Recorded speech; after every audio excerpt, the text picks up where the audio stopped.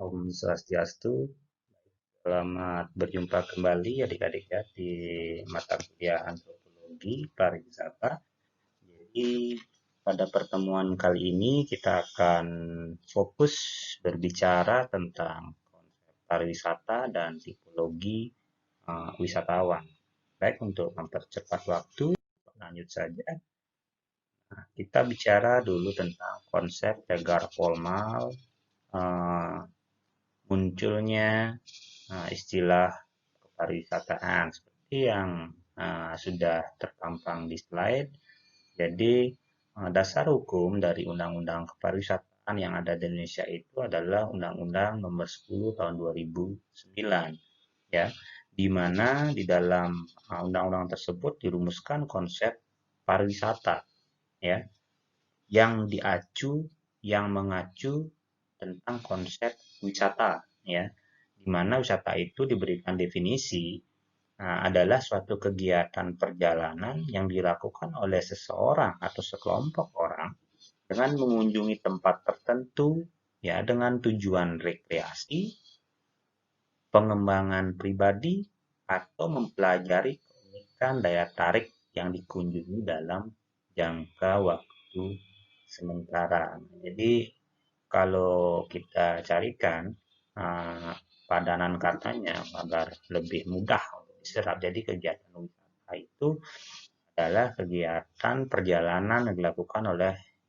seseorang atau sekelompok orang ya, dengan tujuan mencari keunikan, merelaksasi pikiran, ya, dengan jalan mengunjungi daya tarik wisata atau mengunjungi objek wisata atau mengunjungi destinasi wisata. Nah, itu pengertian wisata. Sekarang kita lanjut. Nah, dari konsep wisata yang ada dalam Undang-Undang Nomor 10 tahun 2009 tersebut, muncul beberapa istilah lain, ya. Seperti yang pertama ada istilah wisatawan, yang kedua ada istilah pariwisata, yang ketiga ada istilah kepariwisataan, yang keempat ada istilah daya tarik wisata, dan yang terakhir ada istilah destinasi wisata. Sekarang kita kupas satu persatu supaya gampang kita membedakan antara yang satu istilah dengan istilah yang lainnya. Kalau yang pertama, kita sering mendengarkan kata wisatawan. Wisatawan itu adalah orang, ya. Orang yang melakukan kegiatan wisata, nah itu disebut ya dengan wisatawan. Jadi jelas ya. Jadi orang yang melakukan kegiatan wisata itu berkunjung ke suatu tempat, berkunjung ke suatu objek, berkunjung ke suatu destinasi, itulah yang disebut dengan wisatawan. Nah, lalu yang kedua ada istilah pariwisata. Kalau kita dengarkan istilah pariwisata, jadi yang ada di situ adalah berbagai macam kegiatan wisata. Ingat ya, ada berbagai macam kegiatan wisata dan didukung dengan berbagai fasilitas, ya, serta layanan yang disediakan oleh masyarakat, oleh pengusaha wisata, oleh pemerintah pusat maupun pemerintah daerah. Jadi pariwisata itu adalah berbagai macam kegiatan wisata. Kita berkunjung ke suatu tempat, melakukan kegiatan, itu namanya kita berpariwisata, ya. Dan di dalamnya ada fasilitas-fasilitas yang sudah disiapkan oleh masyarakat, disiapkan oleh pelaku pariwisata, disiapkan oleh pemerintah pusat maupun pemerintah daerah. Itu namanya pariwisata. Nah, selanjutnya kalau kita bicara tentang kepariwisataan. Jadi kepariwisataan itu adalah keseluruhan kegiatan yang terkait dengan pariwisata, ya. Jadi secara global semua kegiatan yang terkait dengan pariwisata, ya, yang bersifat multidimensi, bersifat multidisiplin, ya, yang muncul sebagai kebutuhan setiap orang, ya, dan negara, serta interaksi antara wisatawan dan masyarakat setempat, sesama wisatawan, pemerintah daerah, ataupun pengusaha. Jadi kepariwisataan itu lebih kompleks dia lagi, ya, cakupnya lebih kompleks karena dia mencakup seluruh kegiatan seperti di pariwisata, dia juga mencakup multidimensi, ya, semua apa namanya eh, keterkaitan ada di situ, multidisiplin juga dia, ya. Apa yang dibutuhkan, apa yang masalah yang muncul dalam pariwisata itu dibahas di kepariwisataan, ya. Saya rasa bisa dipahami mungkin. Nah, terus yang keempat ada istilah daya tarik wisata, atau lebih lumrah kita dengarnya dengan istilah DTW, daya tarik wisata. Jadi DTW itu sendiri, ya, adalah segala sesuatu yang memiliki keunikan, keindahan, dan nilai yang beraneka ragam seperti kekayaan alam, budaya, dan hasil buatan manusia yang menjadi sasaran untuk dikunjungi oleh wisatawan. Jadi DTW itu cenderung uh, adalah kenapa seseorang itu tertarik untuk berkunjung ke suatu tempat, itu yang mungkin yang lebih dipelajari oleh DTW itu sendiri. Terus yang selanjutnya ada destinasi wisata, atau boleh juga diartikan dia sebagai daerah tujuan pariwisata, ya, atau apa namanya, destinasi atau daerah tujuan wisata. Apa yang dibicarakan di dalamnya? Nah, yang dibahas di dalamnya itu adalah kawasan geografis yang berada dalam satu atau lebih wilayah administratif yang di dalamnya terdapat DTW, daya tarik wisata, terdapat fasilitas umum, terdapat fasilitas pariwisata, terdapat aksesibilitas, ya, serta masyarakat yang saling terkait dan melengkapi terwujudnya suatu kepariwisataan tersebut. Ya, itu namanya destinasi. Kalau destinasi itu cenderung dia bicara tentang wilayah dalam suatu geografis, jadi lebih luas cakupannya dibandingkan dengan daya tarik. Kalau daya tarik, misalnya bisa diambilkan contoh daya tarik wisata Pantai Lupina, ya. Tapi kalau destinasi wisata itu destinasi wisatanya bisa berwujud misalnya destinasi wisata tirta atau air. Jadi cakupannya lebih lebih luas. Jadi tidak hanya Pantai Lupina dibicarakan di situ. Mungkin semua daya tarik yang ada di sekitaran Pantai Lupina, ada di Pantai Kerobokan, ada di Pantai Penimbangan. Jadi itu yang bicarakan di destinasi wisata. Terus selanjutnya kita bicara tentang tipologi wisatawan atau tipe-tipe wisatawan uh, yang mempengaruhi motivasi mereka untuk berkunjung ke suatu destinasi atau suatu daya tarik wisata. Nah, kalau kita bicara tipologi, tentu motivasi seseorang untuk berkunjung ke suatu daya tarik itu banyak, ya. Nah, namun dalam pertemuan kali ini kita hanya akan berbicara dua, ya. Dua saja dulu cukup, saya kira.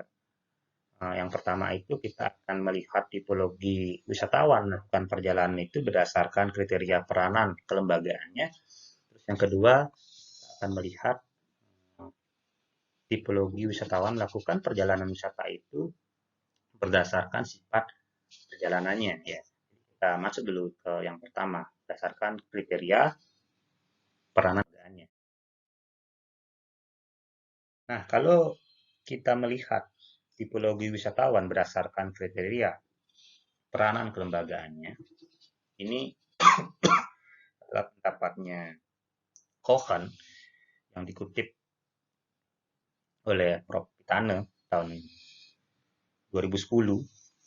Jadi ada 4 tipe wisatawan untuk melakukan perjalanan pariwisata. Yang pertama itu ada the organized mass tourist. Jadi the organized mass tourist itu adalah wisatawan yang hanya mau mengunjungi DTW atau daya tarik wisata yang sudah dikenal, ya, dengan fasilitas seperti yang dapat ditemuinya di tempat tinggalnya, dan perjalanannya selalu dipandu oleh pemandu wisata. Organized mass tourist itu tipe wisatawan yang memang hanya mau melakukan kunjungan ke tempat wisata jikalau tempat satu sudah mereka pernah kunjungi, terus yang kedua ada keidentikan atau kemiripan daya tarik dengan tempat mereka tinggal sebelumnya. Jadi itu disebut dengan the organized mass tourist. Lalu yang kedua ada the individual mass tourist. Jadi di individual mass tourist itu adalah wisatawan yang menyerahkan pengaturan perjalanannya kepada agen perjalanan dan mengunjungi daerah tujuan wisata yang sudah terkenal. Jadi individual mass tourist itu bisa dikatakan adalah wisatawan yang sifatnya terima beres. Jadi mereka membeli paket wisata di travel. Jadi mereka pilih paket wisata yang memang sudah mencari tahu sebelumnya tempat wisata yang terkenal di tempat yang mereka akan kunjungi. Jadi itu the individual mass tourist. Terus yang ketiga ada the explorer. Jadi the explorer itu adalah wisatawan yang melakukan perjalanan dengan mengatur perjalanannya sendiri, mengeksplor ya, tidak mau mengikuti jalan-jalan wisata yang sudah umum, melainkan mencari hal yang tidak umum. Jadi wisatawan seperti ini biasanya memanfaatkan fasilitas dengan standar lokal dan tingkat interaksinya dengan masyarakat lokal juga tinggi. Jadi namanya aja mengeksplor ya. Jadi mereka cenderung melakukan perjalanan wisata itu dengan memanfaatkan teknologi yang sudah ada. Jadi mereka tidak mau atau tidak mencari tempat-tempat wisata yang sudah umum. Jadi mereka mengeksplorasi sendiri kemana mereka akan pergi untuk melakukan perjalanan wisata. Terus selanjutnya ada the drifter. The drifter itu adalah wisatawan yang ingin mengunjungi daerah yang sama sekali belum diketahui dan bepergian dalam jumlah kecil. Jadi the drifter ini cenderung diarahnya adalah ke wisata yang memang tipenya ingin mencari hal yang baru, ya. Misalnya mereka ingin berkunjung ke tempat yang yang tempat sunyi untuk melakukan relaksasi, misalnya melakukan aktivitas yoga. Nah, jadi cenderung mereka tidak ingin beramai-ramai dalam melakukan perjalanan pariwisata dan drifter ini. Terus, selanjutnya kita lihat yang kedua, tipologi wisatawan menurut sifat perjalanan dan ruang lingkup di mana perjalanan wisata itu dilakukan. Yang pertama ada wisatawan asing atau foreign tourist. Jadi foreign tourist itu adalah orang asing ya, orang asing yang melakukan perjalanan wisata yang datang memasuki negara lain yang bukan merupakan negara tempat mereka tinggal. Ya, itu wisatawan asing. Terus yang kedua ada domestic foreign tourism. Jadi domestic foreign tourism itu adalah orang asing yang bertempat tinggal pada suatu negara yang melakukan perjalanan wisata di wilayah negara di mana ia tinggal. Nah, misalnya seperti ini, seseorang yang bertugas sebagai duta besar, atau misalnya orang Indonesia yang bertugas menjadi duta besar di Jepang, gitu misalnya. Jadi orang Indonesia itu tinggal di Jepang, lalu melakukan perjalanan wisata di Jepang. Nah, itu disebut dengan domestic tourism. Nah, begitu juga sebaliknya, misalnya orang Jepang yang tinggal di Indonesia, terus itu dia melakukan perjalanan wisata di wilayah Indonesia, misalnya ke Bali, itu namanya domestic foreign tourism. Nah, terus ada selanjutnya yang disebut dengan domestic tourist atau wisatawan domestik, DOM ya. Jadi domestic tourist itu adalah kita misalnya warga Indonesia atau orang Bali melakukan perjalanan di seputaran wilayah Indonesia, melakukan perjalanan ke misalnya ke Batur, ke Bedugul gitu misalnya, atau ke Puncak di Jakarta, di Bogor, atau ke Taman Mini Indonesia Indah gitu misalnya. Nah, itu kita juga disebut dengan turis ya, namanya domestic tourist, wisatawan domestik. Nah, terus yang keempat ada indigo tourist. Jadi indigo tourist itu warga negara suatu negara tertentu yang karena tugasnya atau jabatannya di luar negeri pulang ke negara asalnya melakukan perjalanan wisata di wilayah negaranya sendiri. Jadi ini eh, mirip dengan domestic tourism, tetapi perbedaannya adalah seperti yang saya contohkan tadi, misalnya duta besar negara Indonesia ya bertugas di Jepang, nah terus mendapatkan izin liburan, jadi dia kembali lagi ke Indonesia, nah terus itu melakukan perjalanan wisata di eh, Indonesia itu sendiri, nah itu namanya Indogos Tourist. Lalu yang terakhir ada transit tourism. Jadi transit tourism itu adalah wisatawan yang sedang melakukan perjalanan wisata ke suatu negara yang menumpang kapal, pesawat terbang ya, atau kapal laut, ataupun kereta yang terpaksa mampir atau singgah pada suatu pelabuhan, airport, stasiun, bukan atas kemauannya sendiri. Jadi transit ya. Jadi mereka itu secara apa namanya tidak sengaja karena mengikuti alur dari transportasi itu terpaksa berkunjung ke suatu tempat.